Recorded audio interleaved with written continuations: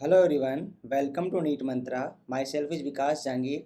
आज हम यहाँ पर डिस्कस करने जा रहे हैं top 30 NCERT based important questions. और आज का जो चैप्टर हमारा है वो है हमारा breathing and exchange of gases. Okay, class 11th NCERT का चैप्टर नंबर 17 आपका है। और नीट एग्जाम में यहाँ से कितने सवाल हमारे आएंगे भाई? 2 से 3 सवाल आपके यहाँ पर आते ही आते हैं भाई। 2 सवाल तो यहाँ से आएंगे आएंगे, उन्हें कोई नहीं रोक रहा है। ठीक है, तो यहाँ पर हम क्या कर रहे हैं, मैं आपको यहाँ पर आपके नीट 22 के एग्जाम से पहले हर चैप्टर के 30-30 सवाल करवा रहा हूँ। टॉप 30 हम यहाँ पर सवाल कर रहे हैं।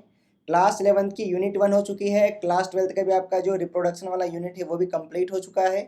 यहाँ पर हम स्टार्ट किए हैं अब ह्यूमन फिजियोलॉजी। ह्यूमन फिजियोलॉजी में डाइजेशन एंड एब्जॉर्प्शन मैंने कल करवा दिया था। आज हम यहाँ पर कर रहे हैं breathing and exchange of the gases. यहाँ से आपके 2 से 3 सवाल आएंगे। तो आपको क्या करना है, जल्दी से चैनल को सब्सक्राइब तो कर ही लोगे। और हाँ, ये क्लास ख़त्म होने के बाद आपको पुराने क्लास के वीडियो भी देख लेने हैं, ठीक है ना।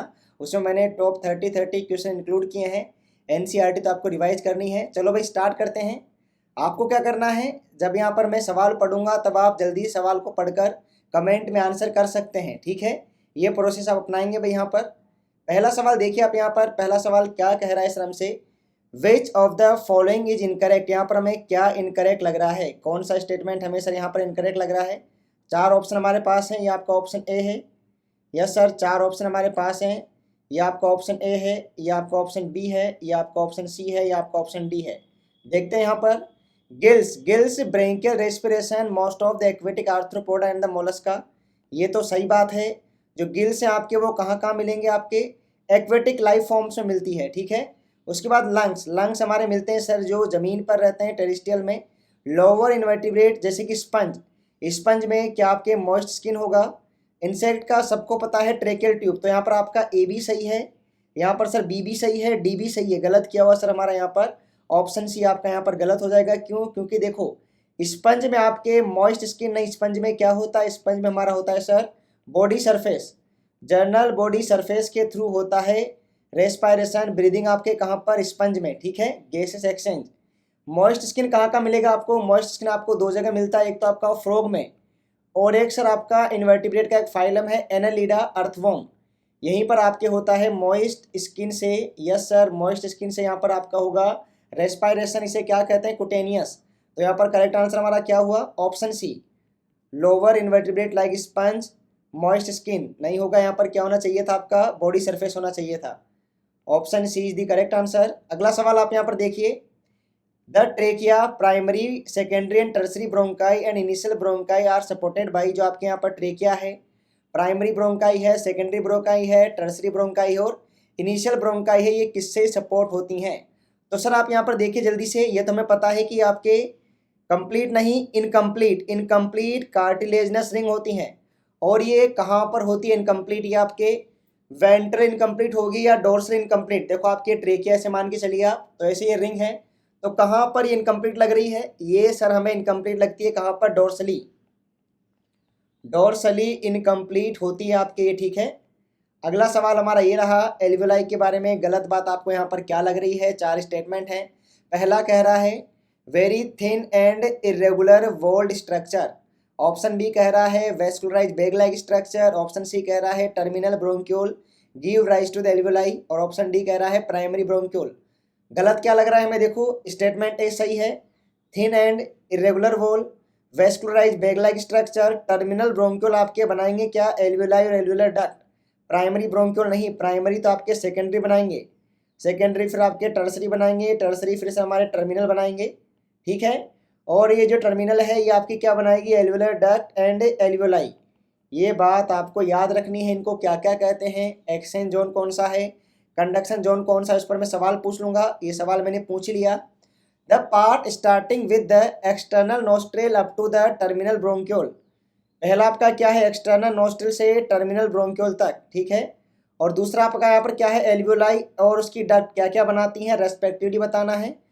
तो एक्सटर्नल नोस्ट्रिल से टर्मिनल ब्रोंक्यूल तक क्या होता है सर हमारा, ये हमारा होता है कंडक्शन पार्ट। और जो आपका यहाँ पर एल्वियोलर डक्ट और एल्वियोलाई है, ये क्या बनाती है, रेस्पिरेटरी पार्ट। रेस्पिरेटरी पार्ट को आप यहाँ पर एक्सचेंज जोन भी कह सकते हो, क्योंकि यहाँ पर आपका एक्चुअल एक्सचेंज होता है। एक्चुअल गैसेस एक्सचेंज कहाँ होता है, एक्चुअल साइट क्या है गैसेस एक्सचेंज के लिए, इसके बारे में बताओ। ये सवाल भी आपका आ जाता है भाई, बता दो जल्दी से। एक्चुअल साइट क्या है गैसियस एक्सचेंज के लिए? ये आपकी क्या होती है? एल्वियोलाई और एल्वियोलर डक्ट। एल्वियोलाई आपकी है यहाँ पर actual site for the gaseous exchange. अगला सवाल, relaxation of the diaphragm and intercostal muscle return the diaphragm and sternum to their normal position. यहाँ पर मैं आपको डायफ्राम से समझाता हूँ, ध्यान दीजिएगा। ये आपका डायफ्राम देखो पहले क्या होता है, पहले से हमारा ये डोम शेप रहता है। नॉर्मली क्या रहता है? डोम शेप रहता है। जब यहाँ पर क्या होता है, इंस्पिरेशन होगा तो हमें क्या है, थोरेसिक कैविटी की वॉल्यूम बढ़नी है, तो डायफ्राम क्या होता है आपका फ्लैट हो जाता है। इससे आपका इतनी वॉल्यूम बढ़ जाती है थोरेसिक कैविटी की। लेकिन जब जब आपका इंस्पिरेशन पूरा हो चुका है, जब एक्सप्रेशन होगा तो क्या होगा, डायफ्राम सर हमारा वापस से डोम शेप में चला जाएगा। इससे क्या होगा, इससे क्या होगा, थोरेसिक कैविटी की वॉल्यूम कम हो जाएगी और क्या होगा आपका यहाँ पर सर एक्सपिरेशन होगा। कौन सा स्टेटमेंट हमें यहाँ पर सही लग रहा है? Expiration as it reduce the thoracic volume, option D यहाँ पर बिल्कुल correct. Question number 6, inspiratory reserve volume क्या होती है? इंस्पायरेटरी रिजर्व वॉल्यूम ये आपका क्या होगा? Volume of air remaining in the lungs even after forceful expiration. ये क्या होगा? ये सर हमारी होती है रेजिडुअल वॉल्यूम, जो आपकी कभी बाहर नहीं निकलती, वो क्या होती है? Residual volume. Option B, volume of air inspired expired during a normal respiration, ये आपकी क्या होती है? Tidal volume. ये सर हमारी टाइडल वॉल्यूम होती है। Additional volume of air a person can inspire by forceful inspiration. Forceful inspiration यही सर हमारा क्या होगा? Inspiratory reserve volume. जब भी आपको देखो इसे सवाल करने हो तो आपको इस ऑर्डर में लिख लेना होता है सभी को। सबसे ऊपर आप लिखते हो inspiratory reserve volume, tidal volume, expiratory reserve volume, residual volume. ये तो कभी बाहर नहीं निकलती है। इंस्पायरेटरी आपका कब होगा? Due to forceful inspiration. Tidal volume तो आपका नॉर्मल वाला है, normal inspiration, normal expiration. Expiratory reserve volume कब होगा? फोर्सफुल एक्सपिरेशन में। ठीक है, तो ये बातें आप सब याद रखोगे। Question number 7, difficulty in breathing causing wheezing due to the inflammation of bronchi and bronchiole. आपको यहाँ पर क्या हो रहा है? डिफिकल्टी हो रही है ब्रीदिंग में due to inflammation of the bronchi and bronchiole. ये आपका एक एलर्जिक डिसऑर्डर होता है। कौन सा सर हमारा है ये? Bronchial asthma. ये आपका क्या होता है? एक एलर्जिक डिसऑर्डर होता है। ठीक है, यहाँ पर क्या होगा भाई, आपका जो ब्रोंकाई है, ब्रोंक्यूल है, इनका क्या हो जाता है? इन्फ्लेमेशन हो जाता है। अक्यूपेशनल रेस्पिरेटरी डिजीज के नाम आप मुझे बता सकते हो? एक आपका होता है सिलिकोसिस, जो आपके कहाँ काम करते हैं? सिलिका इंडस्ट्री, ग्लास इंडस्ट्री में काम करते हैं, उनमें होता है सिलिकोसिस। ठीक है, एक आपका यहाँ पर होता है एंथ्रेकोसिस। एंथ्रेकोसिस किस में होता है? एंथ्रेकोसिस आपका होता है जो कोल फैक्ट्री में काम करते हैं। यस सर, जो आपके कोल फैक्ट्री में काम करते हैं उनमें होता है क्या? Anthracosis. Silicosis glass factory, silica factory, anthracosis coal factory. Question number 8, respiratory rhythm centre and pneumotaxic centre कहाँ होता है? Respiratory rhythm centre and pneumotaxic centre कहाँ होता है सर? ध्यान दो इस पे। Pneumo, P for pneumo, P for Pond's.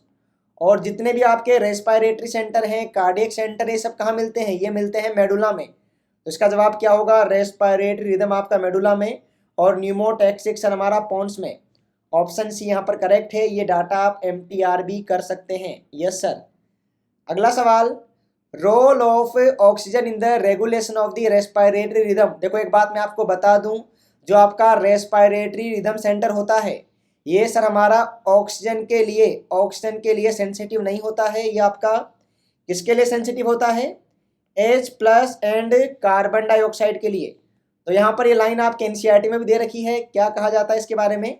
Role of oxygen. देखो ये तो है ही नहीं, ये तो रेगुलेट कर ही नहीं रहा है, तो यहाँ पर क्या होगा? Role of oxygen in the regulation of respiratory rhythm is quite insignificant. Option B यहाँ पर बिल्कुल करेक्ट है।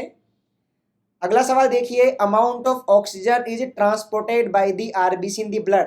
आपको देखो यहाँ पर ऑक्सीजन और CO2 दोनों का ही ट्रांसपोर्ट पता होना चाहिए। ऑक्सीजन आपके 97% और 3% दो में डिवाइड है। 97% कैसे ट्रांसफ़र होती है सर आपके? ये होती है ऑक्सी हीमोग्लोबिन, हीमोग्लोबिन ऑक्सीजन, मतलब RBC के थ्रू। बाकी जो 3% है आपकी वो प्लाज्मा के थ्रू। तो ये बातें आप याद रख लोगे। यस, मैंने क्या पूछा है? मैंने पूछा है ट्रांसपोर्टेड बाय RBC। क्या जवाब इसका होगा? Option B 97%। At what thoracic vertebra level divide the right and left primary bronchi. At what thoracic vertebra level, यहाँ पर आप ट्रेकिया ऐड कर लीजिए। इस थोरेसिक लेवल पर ट्रेकिया आपकी भाई डिवाइड होती है राइट और लेफ्ट प्राइमरी ब्रोंकाई में। ये सर कौन सी आपकी लेवल है, ये आपको याद है, याद करो। At the level of fifth thoracic vertebra, at the level of fifth thoracic vertebra. फिर बाद में देखो ये प्राइमरी से सेकेंडरी होगा, सेकेंडरी वाले राइट में आपके 3 होंगे, लेफ्ट में 2 होंगे। फिर यहाँ पर टर्सरी होंगे सर, और फिर बाद में क्या जाएंगे टर्मिनल, और उसके बाद क्या जाएंगे हमारे यहाँ पर, उसके बाद सर टर्मिनल के बाद ऐसे बहुत सारा जाकर यहाँ पर आपके फिर एल्वेओलर डक्ट और एल्वेओलाई। ये बातें आपको याद रखनी है। यस सर, याद रख लेंगे। अगला सवाल, एयर फिल्ड डेड स्पेस क्या होता है। यहाँ पर मैं रेजिडियल वॉल्यूम के बारे में बातें नहीं कर रहा हूँ। रेजिडियल वॉल्यूम ये आपकी 1200 ml होती है, और इसका मतलब क्या है, ये आपके रिमेन्स इन दी लंग्स, ये हमारे लंग्स में रह जाती है। Remains in the lungs even after forceful expiration, forceful expiration के बाद भी आपके लंग्स में रह जाती है। मैं ये नहीं पूछ रहा हूँ, मैं पूछ रहा हूँ डेड स्पेस। डेड स्पेस क्या होगा सर हमारा। डेड स्पेस वो होता है जो आपके देखो यहाँ पर ट्रेकिया में रह जाए, प्राइमरी ब्रोंकाई में रह जाए, सेकेंडरी ब्रोंकाई में रह जाए, टर्सरी ब्रोंकाई में रह जाए। इसे क्या कहते हैं, इसे कहते हैं डेड स्पेस। इसकी वैल्यू क्या होती है 150 ml। याद कर लोगे, डेड स्पेस की वैल्यू आपकी 150 ml होती है, जो आपके यहाँ पर इस कंडक्शन जोन में रह गई है एयर, इसे ही कहा जाता है क्या, dead space. Question number 13, volume of air inspired और expired during a normal respiration. Normal respiration का हम सबको पता है टाइडल वॉल्यूम। तो क्या आंसर मैं यहाँ पर 500 ml कर दूं बिना सवाल को पूरा पढ़े हुए। बताओ क्या यहाँ पर आंसर 500 ml कर दिया जाए बिना सवाल को पढ़े हुए। नहीं सर, लास्ट तक देखेंगे। पर मिनट 500 ml आपका क्या होता है, ये सर हमारा होता है पर ब्रीदिंग। ओके, और एक और बात, हमारी ब्रीदिंग रेट की वैल्यू क्या है, ये बात आप मुझे कमेंट में बता सकते हो। ब्रीदिंग रेट क्या होती है, ये हमारी होती है सर 12 से 16 पर मिनट।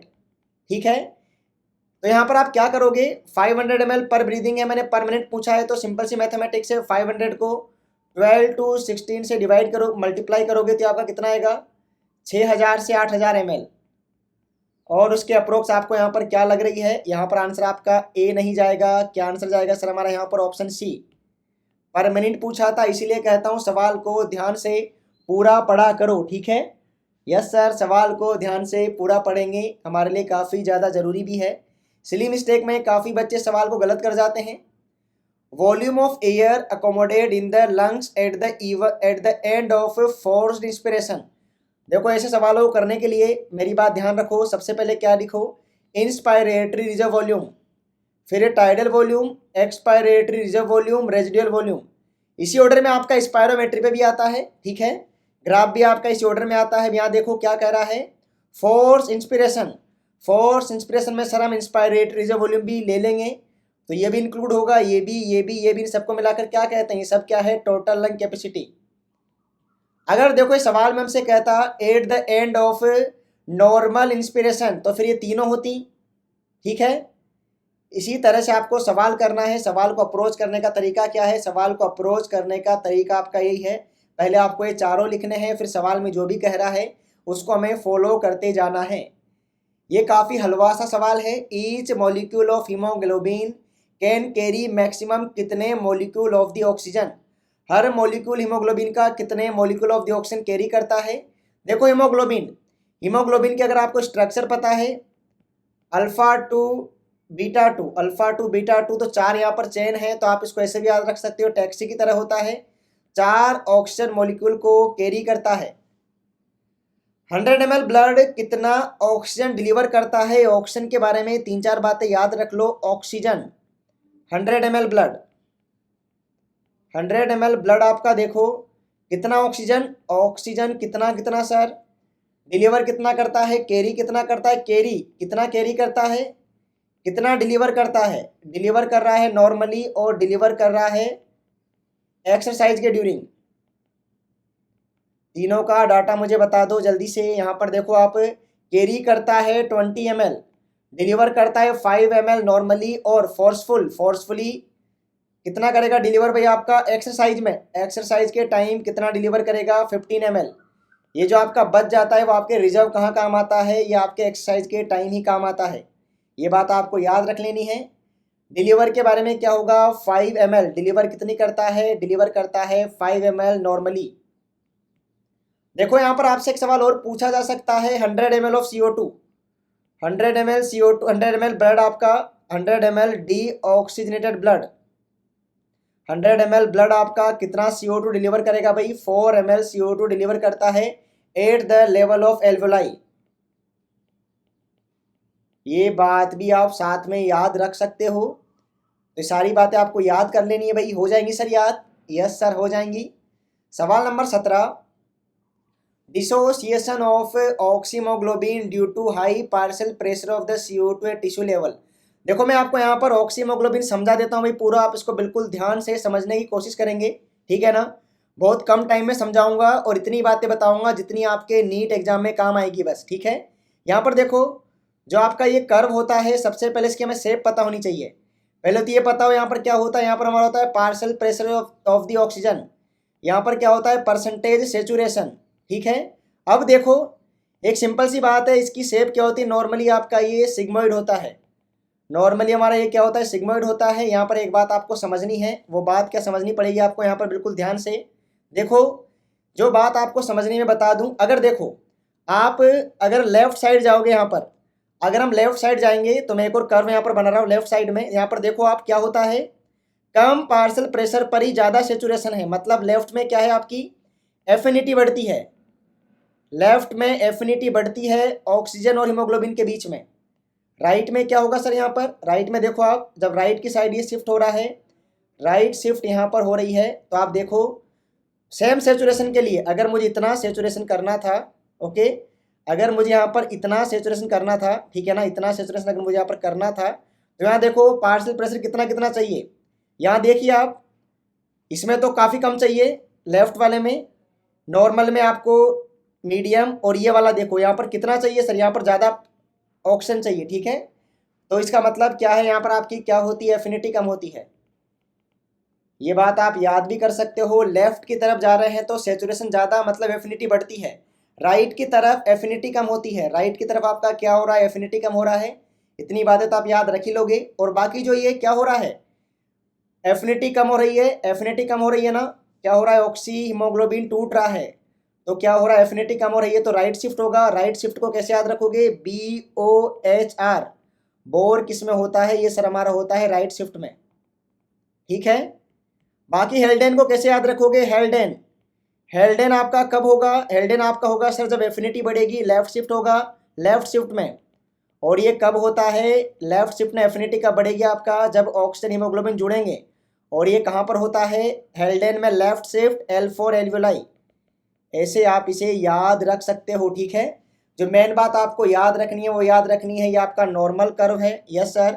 लेफ्ट में क्या होगा, लेफ्ट में देखो ये कम पार्शियल प्रेशर पर भी बराबर सेचुरेशन मिल रहा है इतना, ओके। लेफ्ट में आपका क्या है, यहाँ पर देखो कम पार्शियल प्रेशर पर आपको यहाँ पर सेचुरेशन इतना मिल रहा है, यहाँ पर हमें पार्शियल प्रेशर बढ़ाना पड़ रहा है राइट में, यहाँ पर एफिनिटी कम है, लेफ्ट में एफिनिटी बढ़ती है। बोर आपका राइट में आएगा, हेल्डेन आपका लेफ्ट शिफ्ट में आएगा, हेल्डेन आपका एल्वियोलाई के लेवल पर होगा, बोर आपका टिश्यू के लेवल पर होगा। ये सारी बातें आप यहाँ पर याद कर सकते हो, यस सर, ये सारी बातें हम याद कर लेंगे, ठीक है ना, समझ भी लोगे, yes sir. Right shift left shift, main चीज़ यहाँ पर क्या है, मेन चीज़ सर हमारी यहाँ पर है क्या, एफिनिटी के बारे में जानना। क्वेश्चन नंबर 18 देखिए आप यहाँ पर, हीमोग्लोबिन मैक्सिमम एफिनिटी किसके साथ दिखाता है। तो हमें कॉमन सेंस से लगना चाहिए कि सर ये आपका ऑक्सीजन के हिसाब से ऑक्सीजन के लिए मैक्सिमम एफिनिटी दिखाना चाहिए, लेकिन ये गलत बात है। सबसे ज़्यादा ये कार्बन मोनोऑक्साइड के लिए, उसके बाद कार्बन डाइऑक्साइड के लिए, और उसके सबसे कम ऑक्सीजन के लिए। इसको आप कैसे याद रखोगे, अगर आप इसे, यस सर, अगर हम इसे 1 मानते हैं तो ये आपके 20 से 25 टाइम ज़्यादा होगा, और ये आपके 200 टाइम ज़्यादा होता है। ये बातें आप याद रख सकते हो। क्वेश्चन नंबर 19 देखिए आप यहाँ पर, oxygen dissociation curve shift to the right. यहाँ पर क्या हो रहा है, जो आपका ऑक्सीजन डिसोसिएशन कर्व है, यस सर, ये कहाँ शिफ्ट हो रहा है, ये आपका नॉर्मल है, ओके, ये शिफ्ट कहाँ हो रहा है आपका? ये सर हमारा शिफ्ट हो रहा है राइट में। राइट शिफ्ट में क्या बताया था मैंने? राइट शिफ्ट में क्या होता है आपकी एफिनिटी क्या होगी? कम होती है। राइट शिफ्ट में क्या होता है? एफिनिटी कम होती है, लेफ्ट में बढ़ती है। ये बात मैं आपको समझा चुका हूँ। Question number 20, chronic disorder in which alveolar wall damage. कौन सा आपका क्रोनिक डिसऑर्डर है जहाँ पर आपका क्या होगा? जो आपकी एल्वुलाई है इसकी वॉल क्या होगी? डैमेज हो जाएगी। ऐसा किस में होता है? ऐसा होता है आपका इम्फाइसेमा में। और इम्फाइसेमा क्यों होता है? इम्फाइसेमा का रीजन क्या है? Main chronic cigarette smoking sir, chronic cigarette smoking, ये आपके इम्फाइसेमा का मेन रीजन है। ठीक है। क्वेश्चन नंबर 21, यहाँ पर आपको इनकरेक्ट मैच बताना है। तो देखो, रेस्पिरेटरी वॉल्यूम्स तो हमें याद होनी चाहिए, नीट का पेपर देने जा रहे हैं हम। टाइडल वॉल्यूम 500 ml, बिल्कुल सही बात है। Residual volume 1200 ml, expiratory reserve volume 1100 ml, ये गलत हो गया। इंस्पायरेटरी रिजर्व वॉल्यूम आपका 2500 से 3000 ml होता है। बाकी सारे डाटा आप यहाँ पर याद भी कर लोगे। 22, partial pressure of oxygen in oxygenated and deoxygenated blood. चलो मैं आपको यहाँ पर सभी के बारे में बता देता हूँ। Partial pressure of the oxygen सबसे पहले एटमॉस्फेयर में, उसके बाद एल्वियोलाई में, उसके बाद कहाँ सर? एल्वियोलाई के बाद आपका ऑक्सीजनेटेड ब्लड में, उसके बाद डीऑक्सीजनेटेड ब्लड में। सभी के बारे में जान लेते हैं यहाँ पर क्या क्या होगा सर। देखो आप यहाँ पर एटमॉस्फेयर में होता है आपका 159 millimetre of the Hg, alveoli पर 104, और यहाँ पर देखो ऑक्सीजनेटेड में 95, डीऑक्सीजनेटेड में कितना होगा? 40। तो यहाँ पर आंसर क्या होना चाहिए? पूछा क्या है मैंने? ऑक्सीजनेटेड पूछा है और डीऑक्सीजनेटेड पूछा है, 90 एंड 95। अगला सवाल, इपिथीलियम ऑफ द एल्वियोलाई, बहुत ही ज़्यादा बेसिक सवाल है। इस सवाल को सब सही करते हैं, मतलब जिसने नीट का फॉर्म भरा है वो इस सवाल को सही करेगा ही सही। Epithelium of the alveoli, diffusion होना चाहिए एल्वियोलाई। और आपका blood vessel, endothelium of the blood vessel, यहाँ पर काफ़ी अच्छे से डिफ्यूजन होना चाहिए सर। देखो, ऑक्सीजन यहाँ आनी चाहिए, CO2 यहाँ जानी चाहिए, डिफ्यूजन बाउंड्री सबसे पतली, स्क्वाइमस इपिथीलियम। कार्बन डाइऑक्साइड का ट्रांसपोर्ट कैसे कैसे होगा? तो कार्बन डाइऑक्साइड का भी सीख लेते हैं सर। कार्बन डाइऑक्साइड का 3 तरीके से होता है, 70 to 75%, फिर आपका यहाँ पर होता है 20 to 25%, और फिर आपका यहाँ पर होता है अराउंड 7%। तो ये किस किस फॉर्म में हो रहा है? 70 to 75% आपका होता है बाइकार्बोनेट की फॉर्म में, 20 to 25% कार्ब अमीनो हीमोग्लोबिन, और 7% आपका प्लाज्मा में। मैक्सिमम किसके थ्रू हो रहा है? मैक्सिमम हो रहा है आपका सर बाइकार्बोनेट के थ्रू। Option C is the correct answer. Ascend of high mountain में कोज एल्टीट्यूड सिकनेस। देखो, आप जब पहाड़ों पर जाओगे, रोहतांग पास में जाओगे, तो पहाड़ पर आप हो तो आपको यहाँ पर सांस लेने में दिक्कत आ सकती है। ऐसा क्यों होता है? क्योंकि ऊपरी हवा में क्या होगा, जैसे जैसे हाइट बढ़ेगी, जैसे जैसे क्या बढ़ रहा है, जैसे जैसे एल्टीट्यूड बढ़ रहा है, वैसे वैसे क्या होता है? पार्शियल प्रेशर आपका कम होता है एटमॉस्फेयर में। Decrease partial pressure of the oxygen. 26, which of the following statement is correct. यहाँ पर कौन सा स्टेटमेंट करेक्ट लग रहा है? देखो, सबसे इंपॉर्टेंट आपको ये पता होना चाहिए कि जो ह्यूमन की ब्रीदिंग है, ह्यूमन की जो ब्रीदिंग है ये कैसी होती है? नेगेटिव प्रेशर ब्रीदिंग होती है, नेगेटिव प्रेशर ब्रीदिंग होती है। पहली बात तो हमें ये पता हो। दूसरी बात मैं आपको बता दूं कि हाँ, लंग्स में कोई मसल नहीं होती है, लंग्स में नो मसल, लंग्स में कोई मसल नहीं होती है। तो यहाँ पर देखो, पहले क्या होता है? पहले आपका डायफ्राम है, ये डोम शेप से आपका क्या होगा? डोम शेप से फ्लैट होगा। तो यहाँ पर आप कितनी वॉल्यूम बढ़ी? थोरेसिक कैविटी की। रेप्स और स्टर्नम बढ़ते हैं, रेप्स और स्टर्नम उठेंगे तो आपके इधर भी वॉल्यूम बढ़ती है। तो पहले हम क्या करते हैं? थोरेसिक कैविटी का वॉल्यूम बढ़ाते हैं। ठीक है, पहले थोरेसिक कैविटी का वॉल्यूम बढ़ाते हैं, फिर क्या होगा आपका? फिर वहाँ पर प्रेशर कम हुआ तो आपका लंग एक्सपांड होंगे, लंग एक्सपांड होंगे तो आपके एयर अंदर आएगी। तो यहाँ पर क्या रीजन होना चाहिए इसका? एयर हमारे अंदर आती है क्योंकि हमारे चेस्ट क्या होता है? चेस्ट आपका एक्सपांड होता है, चेस्ट पहले एक्सपांड होगा, पहले थोरेसिक कैविटी की वॉल्यूम बढ़ी, फिर लंग्स की वॉल्यूम बढ़ी, फिर आपके अंदर क्या आएगी? एयर आएगी एटमॉस्फेयर से। ये सवाल भी अच्छा है। यहाँ पर आप ऑल ऑफ द अबव लगाने का कष्ट करते हो, जो कि गलत कष्ट है।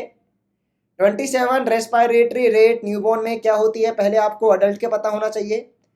अडल्ट की रेस्पायरेटरी रेट सर हमारी होती है 12 to 16 पर मिनट। और जो आपके न्यूबॉर्न की होती है ये आपके मोर देन 30 मोर देन 40 होती है, ये आपके मोर देन अडल्ट होगी, मोर देन अडल्ट होगी। न्यूबॉर्न के आपके मोर देन 40 तो मोर देन अडल्ट।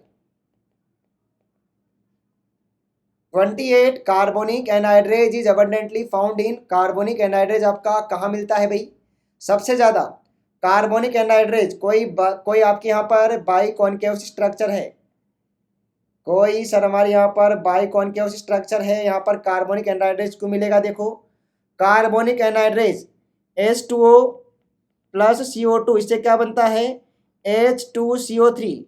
फिर ये आपका बाइकार्बोनेट बनेगा, यहाँ पर आपका एक एजाइन बनेगा, इसी से आपका CO2 ट्रांसपोर्ट हो रहा है। तो इस रिएक्शन को कैटलाइज कौन करता है, इस रिएक्शन को कैटलाइज करता है कार्बोनिक एनहाइड्रेज। और कहाँ मिलता है सर हमारा ये RBC में मिलता है, रेड ब्लड सेल में मिलता है कार्बोनिक एनहाइड्रेज। रेजिडियल वॉल्यूम की वैल्यू आपको पता है 1200 ml होती है, टाइडल वॉल्यूम से कम नहीं है, इंस्पायरेटरी वॉल्यूम से ज़्यादा नहीं होगी, greater than the tidal volume. Option D is the correct answer. Last सवाल, whether a child died after normal birth or died before the birth, इसे कैसे पता लगाया जा सकता है। इसे देखो पता लगाने का तरीका आपके पास क्या है, अगर देखो चाइल्ड की डेथ अगर यहाँ पर आफ्टर नॉर्मल बर्थ हुई होगी तो इन्होंने क्या किया होगा, इसने क्या किया होगा भाई, इन्होंने किया होगा ब्रीदिंग की होगी, तो इनके लंग्स में कुछ एयर तो गई होगी, और ये जो रेजिडुअल वॉल्यूम है ये आपके इनके लंग्स में मिलेगी, ठीक है। और अगर बिफोर बर्थ डेथ हुई है, अगर यहाँ पर बिफोर बर्थ डेथ हुई है तो हमें रेजिडुअल वॉल्यूम नहीं मिलेगी। तो यहाँ पर क्या करते हैं, टिश्यू को लंग से टिश्यू लेते हैं, उसे यहाँ पर वाटर में डाला, अगर ये फ्लोट कर गया, अगर ये आपका फ्लोट कर गया मतलब यहाँ पर क्या थी, एयर थी, तो ये क्या होगा, अगर यहाँ पर एयर थी मतलब ये इनकी डेथ हुई है आफ्टर दी बर्थ। और अगर ये फ्लोट नहीं किया, ये सिंक कर गया, तो यहाँ पर एयर नहीं थी मतलब यहाँ पर रेजिडुअल वॉल्यूम प्रेजेंट थी, यहाँ पर नहीं थी रेजिडुअल वॉल्यूम। कैसे पता करोगे, रेजिडुअल वॉल्यूम से पता करते हैं, ठीक है। तो यहाँ पर देखो आज हमने कर लिए हैं ब्रीदिंग एंड एक्सचेंज के सवाल भाई, कल हम यहाँ पर करेंगे। यस सर, कल हमारा चैप्टर कौन सा होगा, बॉडी फ्लूइड एंड सर्कुलेशन। तो आपको क्या करना है, वीडियो को लाइक तो ज़रूर करोगे और कमेंट्स भी करोगे, कोई भी इम्प्रूवमेंट की ज़रूरत है तो उसके लिए भी कमेंट करोगे, ठीक है। और हाँ, चैनल को सब्सक्राइब भी करोगे। कल आपको जो चैप्टर रिवाइज करके आना है वो आपका चैप्टर कौन सा है, कल आपको रिवाइज करके आना है बॉडी फ्लूइड एंड सर्कुलेशन, ठीक है। ऑल दी बेस्ट, पढ़ते रहो, NCERT का मल्टीपल रिवीजन करते रहो एंड क्वेश्चन प्रैक्टिस करते रहो। 340+ मार्क्स लाने का यही एकमात्र फंडा है क्या, NCERT का multiple revision. All the best future doctors.